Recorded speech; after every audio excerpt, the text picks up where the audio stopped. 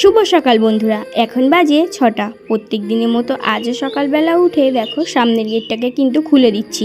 চাবিটা নিতে ভুলে গেছিলাম, চাবিটাকে নিয়ে দেখো তালাটা দিয়ে গেটটাকে কিন্তু খুলে দিলাম। তারপর সোজা চলে আসলাম বারান্দায়। আর প্রত্যেক দিনেরই কাজ বারান্দাটাকে ঝাঁট দেওয়া সকালবেলা উঠে। আজকেও দেখো সকালবেলা উঠেই দরজাটা খুলে কিন্তু বারান্দাটাকে ভালোভাবে ঝাঁট দিয়ে দিচ্ছি। আর এই কদিন তো মাছ ধরা হচ্ছে, তাই জন্য দেখো বড়শিগুলো কিন্তু এখানেই রেখে দিয়েছি। কঞ্চির বড়শি না, এগুলো কিন্তু পাটকাঠি দিয়ে বানানো, মানে পুঁটি মাছ ধরা। জলটা একটু কমতে না কমতে আবার কিন্তু মাছ ধরা শুরু হয়ে গেছে। আর দেখো আমি কিন্তু বারান্দাটাকে ভালোভাবে ঝাঁট দিয়ে দিচ্ছি।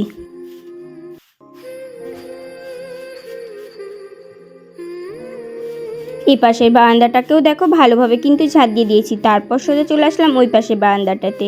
মানে প্রত্যেক দিনই বলি কী কারণে জানো, ওটা হচ্ছে বাপাস, আর এই যেখানে ঝাঁট দিচ্ছি এটা হচ্ছে ডান পাশ, মানে ঘরের বাপাস আর ডান পাশ। তাই জন্যই বলি যে এ পাশের বারান্দাটা আর ও পাশের বারান্দাটা। আর দেখো আমি কিন্তু ভালোভাবে বারান্দাটাকে ঝাঁট দিয়ে নিচ্ছি। আর কত নোংরা হয়েছে দেখেছো। আর বাইরেটা কিন্তু পুরো রোদ্দুরে ভর্তি, দেখতেই পাচ্ছ, কিছু কিন্তু দেখা যাচ্ছে না। আর রাস্তাটা কিন্তু এই কদিনের রোদ্দুরেই ভালোভাবেই শুকিয়ে গেছে, একটুও কিন্তু কাদা নেই। আর দেখো সব নোংরাগুলোকে আমি কিন্তু ঝাঁটা দিয়ে ভালোভাবে ঝাঁট দিয়ে বাইরেটাতে ফেলে দিচ্ছি। ঘরের সামনে কিন্তু একটা ঘাস হয়েছিল, ঘাসটাকে তুলে ফেলে দিলাম। না হলে একটা ঘাস থাকলে কিন্তু অনেকগুলো ঘাস হবে, যখনই ছোট ছোট ঘাস হয় তখন কিন্তু তুলে ফেলে দিই। আর রাস্তাটা কিন্তু পুরোপুরি ভালোভাবে শুকিয়ে গেছে, যখন কাদা ছিল তখন রাস্তাটাকে সমান করে দিয়েছিলাম, সেই জন্য সব মানুষ যাতায়াতের কারণে রাস্তাটা পুরো সমান হয়ে গেছে। আর দেখো রাস্তাটা কিন্তু আমার ভালোভাবে ঝাঁট দেওয়া হয়ে গেছে। Welcome back to my channel Priyanka simple house wife. তোমরা সবাই কেমন আছো? আশা করছি খুব ভালো আছো। তোমাদের ভালোবাসায় আমিও খুব ভালো আছি। সকালবেলা ঘুম থেকে উঠেই রাস্তায় চলে এসেছি, আর এসে দেখি প্রচণ্ডই কিন্তু রোদ্দুর বেরিয়ে গেছে, হাওয়াও দিচ্ছে, আবার কিন্তু রোদ্দুরও প্রচণ্ড উঠেছে। চলো আর বেশি বকবক না করে আর রোদ্দুরে না থেকে বাড়িতে যে আগে বাসি কাজগুলো সেরে নিই। রাস্তা থেকে হেঁটেই সোজা বাড়ি চলে আসলাম। আর বাড়িতে এসেই দেখো গামলাতে মাটি নিয়ে মাটিগুলোকে আগে ভিজিয়ে রাখলাম, পরে যখন ন্যাতা দেবো তখন কিন্তু মাটিগুলো ভালোভাবেই গলে যাবে, না হলে মাটিগুলো কিন্তু গলতে চায় না, সেই কারণেই আগে ভিজিয়ে রাখলাম। আর দেখো বাসনগুলোকে ভালোভাবে ধুয়ে জল দিয়ে তারপর কিন্তু বাসনগুলোকে মেজে নিচ্ছি। আর এই কড়াইটা দেখছো, কড়াইয়ে কিন্তু ফ্যান আর ওই এঁটো কাটাগুলো ছিল, সেই জন্য কিন্তু কড়াইটাতে রেখে দিয়েছিলাম। আর এই কড়াইটাতে কিন্তু আর রান্না করা যাবে না, কড়াইটা ফেটে গেছিলো, তাও রান্না করা যাচ্ছিল। আর এখন কি বলো তো, কড়াইতে তেল দিলেই না তেলগুলো সব পড়ে যাচ্ছে উনানের ভিতরে, সেই কারণেই কিন্তু এই কড়াইটাকে এখন থেকে বাদ দিয়ে দিচ্ছি। আর দেখো আমি কিন্তু থালাগুলোকে ভালোভাবে মেজে নিয়েছি, থালাগুলোকে এবার এক একটা করে ধুয়ে নিচ্ছি। আর আজকে কিন্তু বেশি থালা বাসন নেই, আজকে কিন্তু অনেকটা তাড়াতাড়ি কিন্তু সব বাসনগুলোকে মাজা হয়ে গেল।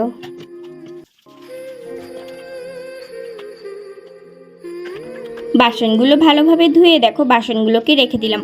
আর কড়াইতে যেসব এঁটো কাটা জলগুলো ছিল জলগুলোকে ফেলে দিয়ে কড়াইটা কিন্তু ভালো করে মেজে নিচ্ছি।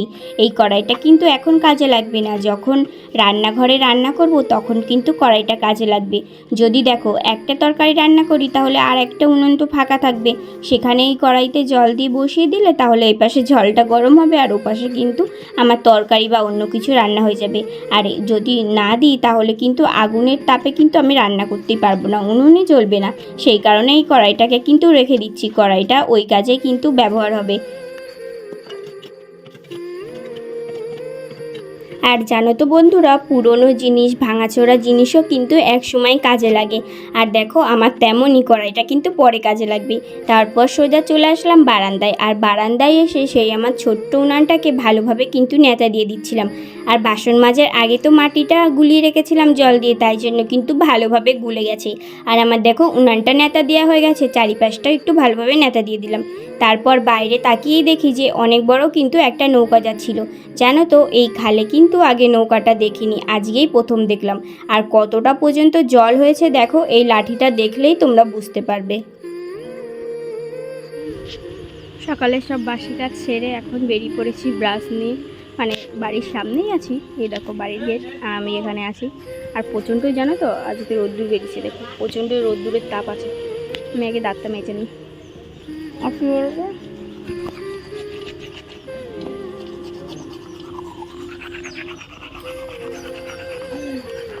আর এই দেখো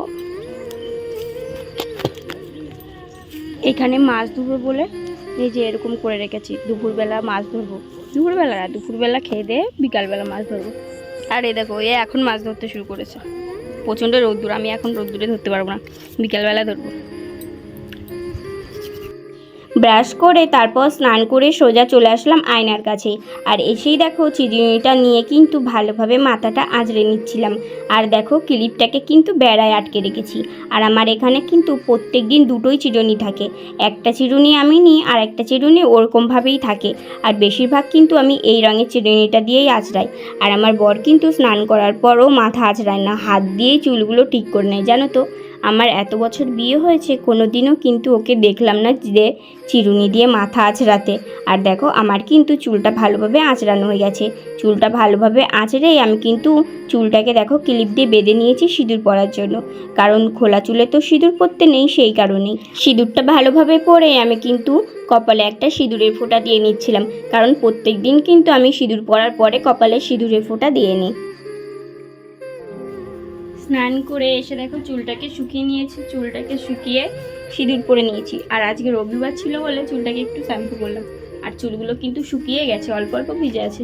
আর এখন যাব গোপু সোনার জন্য ফুল তুলতে। আগে আমি ফুলটা তুলে নিই, তারপর গোপু সোনাকে পুজো দেবো।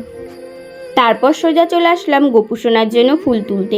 আর সব ফুল গাছগুলো তো আমার মরে গেছে, শুধু এই সাদা ফুল গাছ দুটোই বেঁচে আছে। কারণ এই সাদা ফুল গাছ দুটো রাস্তার সাইডে, আর রাস্তার সাইডটা তো অনেক উঁচু, সেই কারণে এই ফুল গাছ দুটোই বেঁচে আছে। আর দেখো এখনও কিন্তু জল কমেনি, অল্প অল্প জল কমছে, কিন্তু রান্নাঘরের সামনে দিয়ে আর উঠান দিয়ে এখনও জলে ভর্তি আছে। আর আমার পিছন দিয়ে দেখো আমার কাকিমা শাশুড়ি আর একটা দিদি, একটা ভাগ্নে, একটা মামি, ওরা সব কিন্তু পাটকাঠি গাদা করছিল বাড়িতে নিয়ে যাবে বলে। শুনছি নাকি আবারও বর্ষা হবে, মানে বৃষ্টি হবে, সেই কারণেই আগের থেকে কিন্তু সবাই কাঠটার জোগাড় করে রাখছে। আর আমি দেখো নিশ্চিন্তে কিন্তু ফুল তুলছিলাম, আর ওরা কিন্তু ওদের মতো গল্প করছে।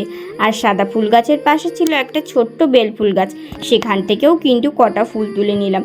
এই তিনটে গাছে কিন্তু আপাতত বেঁচে আছে। হ্যাঁ, আর কৃষ্ণকমল গাছটাও কিন্তু মরেনি, ভাবছিলাম কৃষ্ণকমল গাছটাও মরে যাবে, তা দেখছি যে কৃষ্ণকমল গাছটাও কিন্তু বেঁচে আছে এখনও। আমি ততক্ষণ সাদা ফুলগুলো তুলতে লাগি।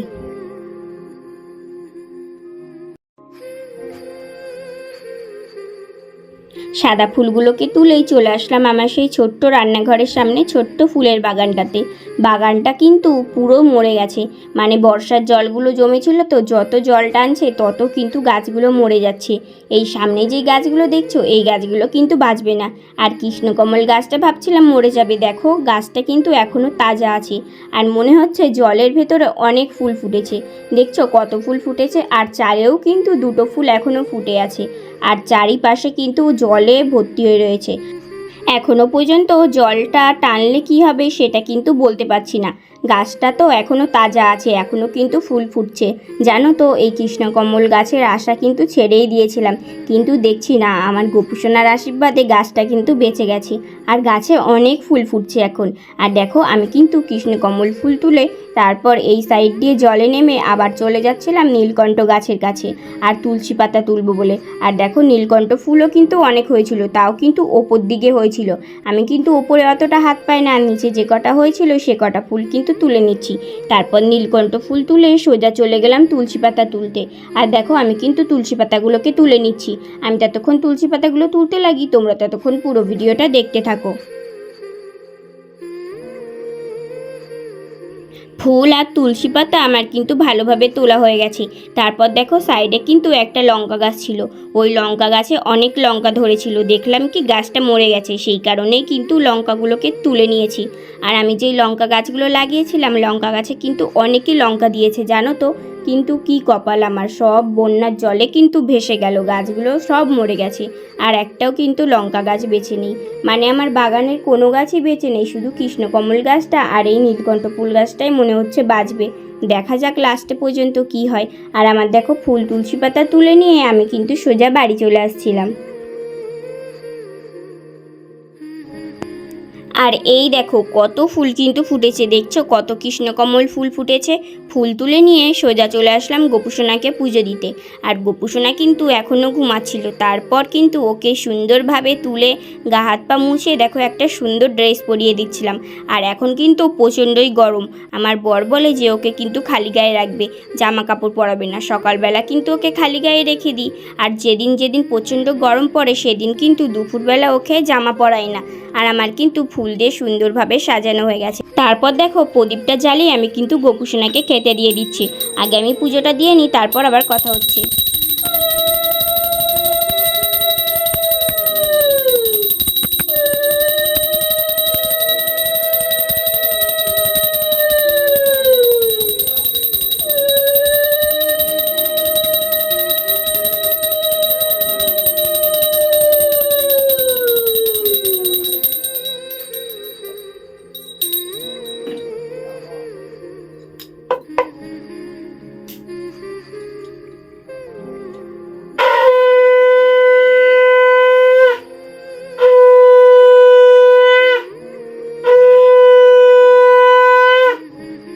আর দেখো আমার কিন্তু গোপুসোনাকে পুজো দেওয়া হয়ে গেছে। গোপুসোনাকে পুজো দিয়ে এই শঙ্কটা ধুয়ে জায়গায় জিনিস জায়গায় রেখে দিলাম। আর এই দেখো আমার গোপুসোনাকে ফুল দিয়ে সাজিয়ে কেমন লাগছে অবশ্যই কিন্তু কমেন্ট করে জানিও। পুজো দিয়ে সোজা চলে আসলাম রান্না করতে। আর দেখো কড়াইটা ভালোভাবে গরম হয়ে গেছে। তারপর দিয়ে দিলাম তেল। আর তেলটা ভালোভাবে গরম হয়ে গেলে তারপর কিন্তু মাছগুলো ভেজে নেব। আজকে কিন্তু আর প্রথমে ভাতটা রান্না করব না, লাস্টে কিন্তু ভাতটা রান্না করব। প্রথমে তরকারিগুলো রান্না করে নিই তারপরে। কেন বলো তো, না হলে কিন্তু এই উনানটা তো ছোটো পাড়া, কাঠ দিতে দিতে ভরে যায়, তারপরে আর রান্না করা যায় না। সেই কারণেই কিন্তু তরকারিগুলো আগে রান্না করে নিচ্ছি, তারপরে ভাতটা করব। আর দেখো আমার কিন্তু তেলটা ভালোভাবে গরম হয়ে গেছে। তেলটা ভালোভাবে গরম হলে আমি কিন্তু খুলতি দিয়ে তেলটাকে একটু নাড়াচাড়া করে নিচ্ছি। তেলটাকে আমি ভালোভাবে নাড়াচাড়া করে নিয়ে দেখো কড়াইটাকে নিচের দিকে ঘুরিয়ে নিলাম, কারণ প্রচণ্ডই কিন্তু ধোঁয়া লাগছিল। আর মাছগুলো দিয়ে দেখো ভালোভাবে কিন্তু নাড়াচাড়া করে নিচ্ছি।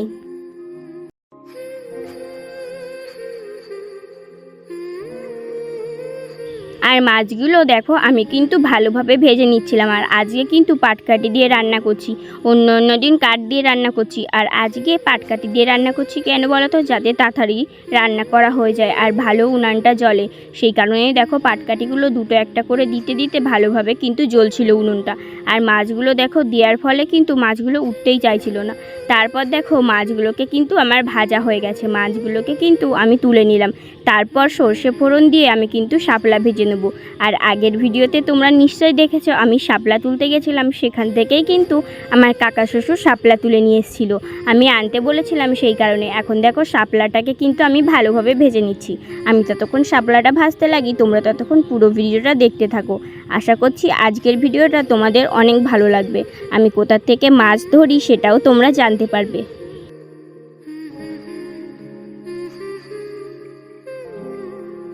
আর আমি দেখো শাপলাটাকে কিন্তু ভালোভাবে ভেজে নিচ্ছিলাম। আর তোমরা তো আমাকে অনেকেই কমেন্ট করো যে দিদিভাই তুমি কোথা থেকে মাছ ধরো, কিভাবে মাছ ধরো সেটা দেখাও। তাই তোমাদেরকে বলছি, যারা যারা আমাকে কমেন্ট করো তোমরা ভিডিওটা দেখতে থাকো, অবশ্যই জানতে পারবে আমি কোথা থেকে মাছ ধরি আর কী দিয়ে মাছ ধরি। আর আগে যেই মাছগুলো ভেজে রাখলাম সেই মাছগুলোও কিন্তু সেখান থেকেই পাওয়া। আর দেখো আমার কিন্তু শাপলাটা ভালোভাবে ভাজা হয়ে গেছে।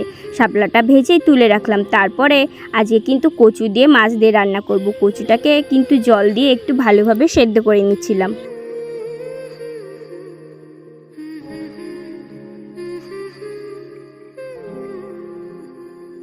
আর এই কচুটা কিন্তু বন্ধুরা কিনিনি, তোমাদেরকে দেখিয়েছিলাম যে আমাদের রান্নাঘরের পেছনে কত বড় বড় কচু গাছ ছিল।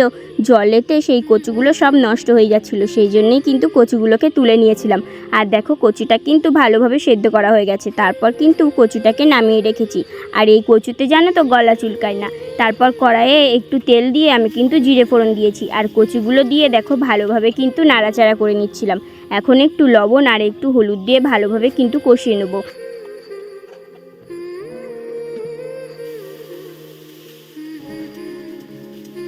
আর জানো তো বন্ধুরা, এই মাছগুলো কিন্তু ভাজা খেতে খুবই ভালো লাগে।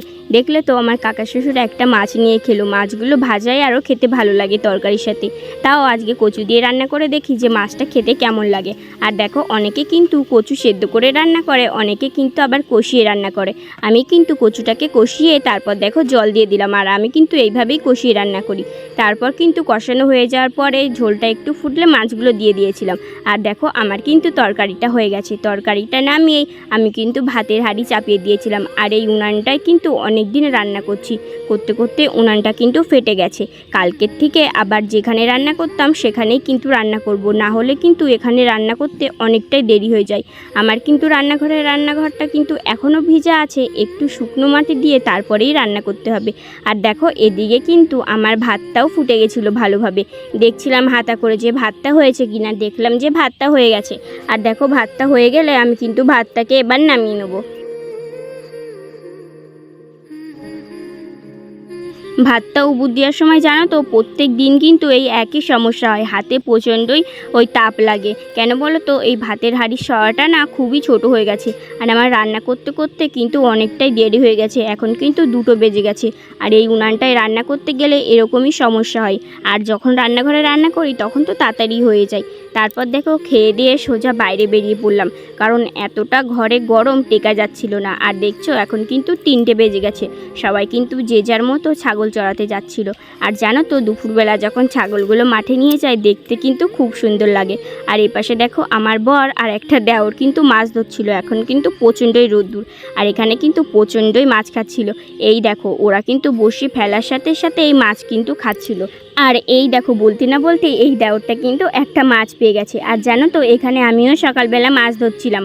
আর কি বলো তো, এখানে আমাদের বাড়ির সামনে তো, সেই জন্য এখানটা বসেই মাছ ধরি, আর অন্যদিকে যাই না। আর আমাদের এই খালে কিন্তু প্রচণ্ডই তেলাপিয়ার বাচ্চা হয়েছে, পুঁটি মাছ হয়েছে। আর আমার বর দেখো টোকা পরে কিন্তু বসে আছে, প্রচণ্ডই রোদ্দুর। আর ওই দেওরটা কিন্তু ছাতা খাটিয়ে বসে আছে। এই দেখো আবার কিন্তু একটা মাছ পেলো। দেখছো কত মাছ পেয়েছে। তোমরা বলো না যে কোথার থেকে মাছ ধরি, আমরা কিন্তু এখান থেকেই মাছ ধরি। আর আজকের ভিডিওটা তোমাদের কেমন লাগলো অবশ্যই কিন্তু কমেন্ট করে জানিও। আজকের ভিডিওটা অন্য দিনের তুলনায় অনেকটাই কিন্তু আলাদা। আর তোমরা যারা যারা আমাকে সাপোর্ট করতে চাও অবশ্যই কিন্তু লাইক কমেন্ট আর বেশি বেশি শেয়ার করে দিও। সবাই ভালো থাকবে, সুস্থ থাকবে, সাবধানে থাকবে। ধন্যবাদ।